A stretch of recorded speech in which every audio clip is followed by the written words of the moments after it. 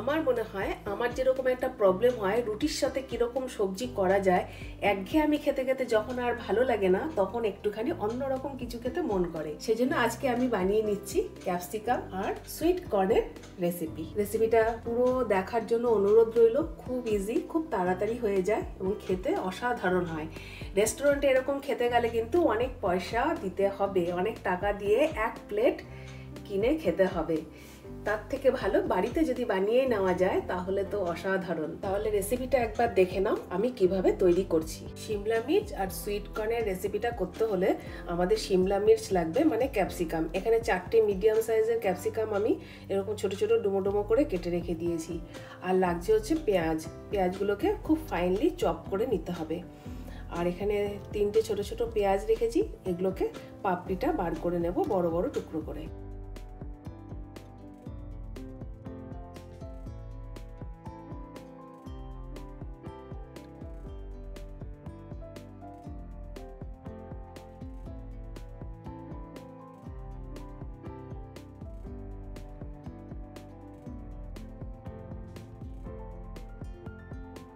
আলাদা করে রেখে দিলাম। এবার যে বড় পেঁয়াজগুলো আছে সেগুলোকে ফাইনলি চপ করে নেবো। আর এর যে বাকি যেটা রয়েছে ভেতরের অংশ, যেগুলো পাপড়ি ঠিক আসেনি, সেগুলোকে আমি এখনই কুচিয়ে নেব।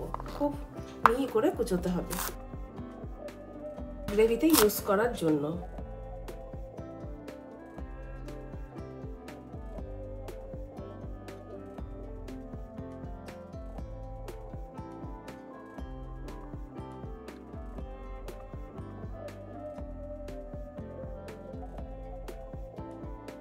এখানে একটা কড়াই গরম করে 2 টেবিল স্পুন সাদা তেল গরম করে নিয়েছি।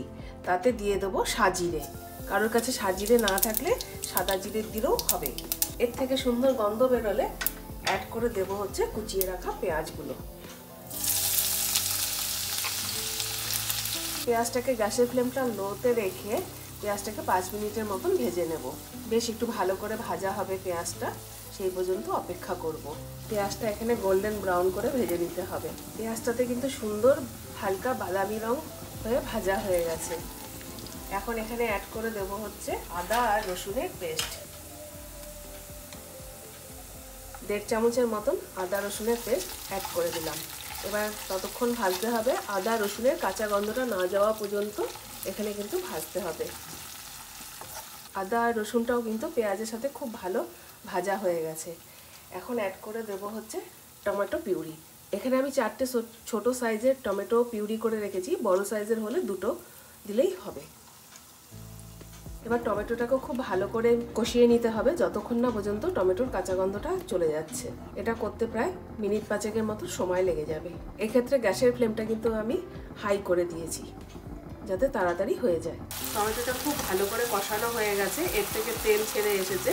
এখন গুঁড়ো মশলা অ্যাড করে দেবো। 1 টিস্পুনের মতো দিয়েছি জিরে পাউডার, 1 টিস্পুনের মতো দেবো হচ্ছে ধনে powder, Kashmiri red chilli powder 1/2 teaspoon, কালারটা যে যার যার পছন্দ অনুযায়ী দিতে পারে, 1/2 টিস্পুন হলুদ গুঁড়ো। এগুলো দিয়ে খুব ভালো করে আবার মিক্স করে নেব, মশলাটা কষিয়ে নেব। গুঁড়ো মশলাটা 2 মিনিটের মতন কষিয়ে নিয়েছি, এর থেকে বেশ ভালো তেল ছেড়ে এসেছে। এখন অ্যাড করে দেবো হচ্ছে 7 পিসের মতন কাজু ভিজিয়ে রেখেছিলাম জলে, সেই কাজু পেস্টটা দিয়ে দেবো এর মধ্যে। আমার কাছে ক্রিম নেই, সেজন্য একটু কাজু পেস্ট দিলাম, তাতে ভালো হবে, বেশ খেতে একটা ক্রিমি টেক্সচার হবে এর মধ্যে। এবার কাজু পেস্টটাকেও খুব ভালো করে মশলার সাথে কষিয়ে নেব। কাজু পেস্টটা খুব ভালো করে এর সাথে মিক্স হয়ে গেছে। এখন কেটে রাখা যে শিমলা মির্চগুলো আছে সেগুলো অ্যাড করে দেবো। ক্যাপসিকামগুলো দেওয়ার পরেও মশলার সাথে খুব ভালো করে এটা কষিয়ে নেব যাতে ক্যাপসিকামগুলো একটু ভাজা ভাজা হয়ে যায়। ক্যাপসিকামটা সমস্ত মশলার সাথে প্রায় 2 মিনিটের মতন কষিয়ে নিয়েছি, তেলটাও খুব ভালো করে ছেড়ে এসছে। এখন এর মধ্যে দিয়ে দিচ্ছি হচ্ছে আগে থেকে সেদ্ধ করে রাখা কর্ন। পরিমাণটা যে যার যার মতন পছন্দ অনুযায়ী দেবে। এর সাথে দিয়ে দেবো ডুমো করে কেটে রাখা পেঁয়াজটা। পেঁয়াজটা একটু ভাজা হয়ে যাবে আর একটু ক্রাঞ্চিও থাকবে, খেতে বেশ ভালো লাগবে। তাহলে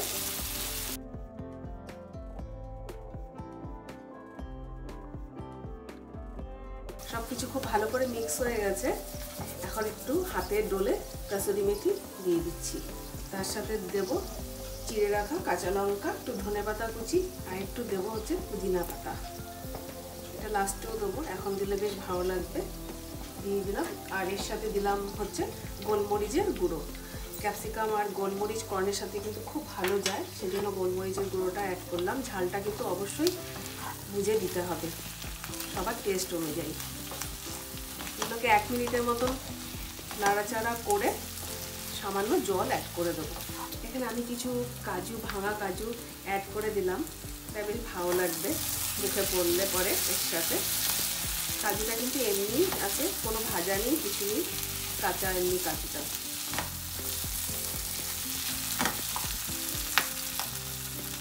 সব কিছু ভালো করে মিক্স হয়ে গেছে, মশলাও খুব ভালো করে ভাজা হয়ে গেছে।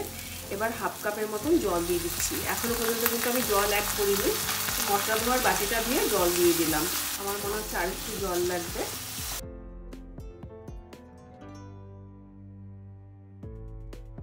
দেখতে কিন্তু খুব ভালো লাগছে। এখন একদম স্বাদ অনুযায়ী নুন অ্যাড করে দিচ্ছি, আর এর সাথে দিয়ে দিচ্ছি 1/2 টিস্পুনের মতন চিনি।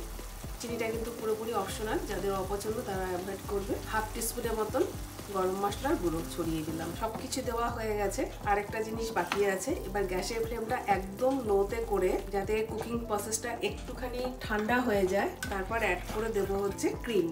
আমার কাছে ক্রিম ছিল না, সেজন্য আমি দুধের শটটা তুলে রেখে তার সাথে 2 চামচ দুধ দিয়ে মিক্সার জারের মধ্যে একটা ব্লেন্ড করে রেখে দিয়েছি। এবার এটা দিয়ে দেবো।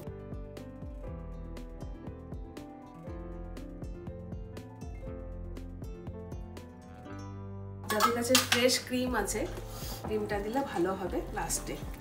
সব কিছু দেওয়া হয়ে গেছে, খুব ভালো করে মিক্স করে নিয়েছি। এবার গ্যাসের ফ্লেমটা একদম লোতে রেখে ঢাকা দিয়ে দেবো। 2 থেকে 3 মিনিটের জন্য ঢাকা দিয়ে রেখে দেবো। এটা হয়ে গেছে, দেখো ওপরে খুব সুন্দর করে তেল ভেসে উঠেছে, দারুণ হয়েছে। ব্যাস, এটা কমপ্লিট। ওপর থেকে আরেকটুখানি ফ্রেশ ধনেপাতা ছড়িয়ে দেবো। শীতকাল মানেই ধনেপাতা সব কিছুতেই, না হলেই অধুরা। এবার এটাকে স্ট্যান্ডিং টাইমে দেবো। গরম গরম রুটি আর তার সাথে শিমলা মির্চ, ক্যাপসিকামের সবজি, জাস্ট অসাধারণ। এটা খেতে দুর্দান্ত ভালো হয়, খুব ভালো লাগে রুমালি রুটির সাথে এটা সার্ভ করলে। তাহলে আশা করি রেসিপিটা তোমাদের ভালো লাগবে। শিমলা মির্চ এবং কর্নের সবজিটা, আমাদের যেটা প্রবলেম হয় রুটি দিয়ে কি তরকারি করা যাবে, সেটা আমার মনে হয় আমারও যেরকম প্রবলেম হয়, এটা অনেকের সাথে এই প্রবলেমটা হয়ে থাকে। যারা সকালে, রাতে এবং লাঞ্চে যারা অফিসে রুটি খেতে পছন্দ করেন, তাদের জন্য এই রেসিপিটা একদম আদর্শ। কিন্তু খুব ভালো হয় এটা খেতে। অবশ্যই তোমরা ট্রাই করো এবং কমেন্ট করে আমাকে জানিও। যদি রেসিপিটা ভালো লাগে তাহলে please do like, comment, share আর সাবস্ক্রাইব টু মাই চ্যানেল। আবার দেখা হবে একটা নতুন রেসিপির সাথে। ততক্ষণের জন্য take care and bye by.